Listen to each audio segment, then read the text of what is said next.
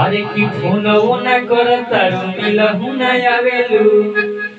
अरे खोल के ना बतिया संगतिया बतावेलू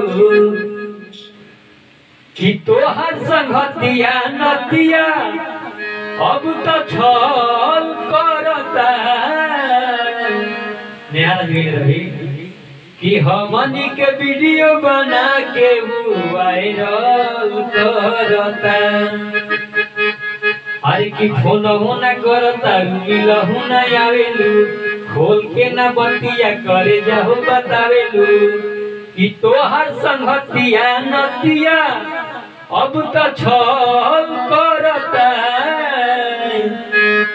हमनी के वीडियो बना के वायरल करता।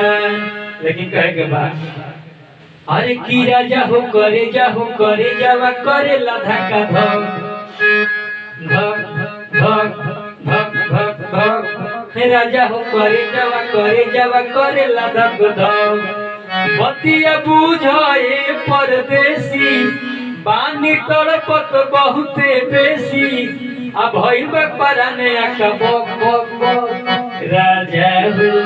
राजा हो करे जावा करे लदा का धक धक धक। पलमुआ धल रेलिया रात में आ चैत के महीना अपना काटल जाई साथ में। कि जब से गईल बहरा देवरा गड़बले बयाख हो। आ झूठ नहीं बोली बतिया बुझ जन मजाक हो। अरे बोले बिंदिया बोले लाली झूठ न बोले कानवा के बाली। अब बाद में हो जाई बेटा लग लग। अरे राजा हो कि राजा हो करे जावा करे लधा का धक धक। अरे राजा हो करे जावा करे लधा का धक।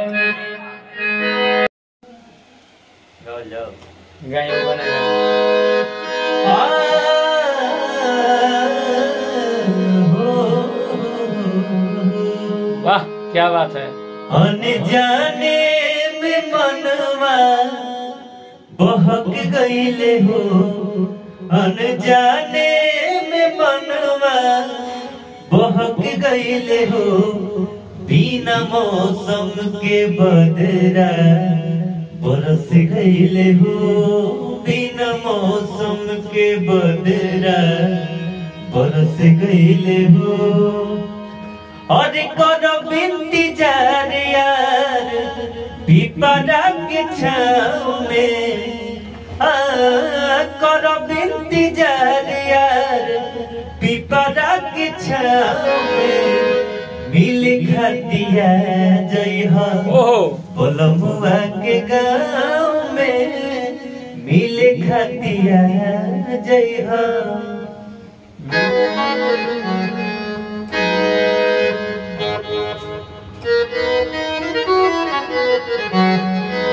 बड़ा के छाँव में मिल खतिया जय हो।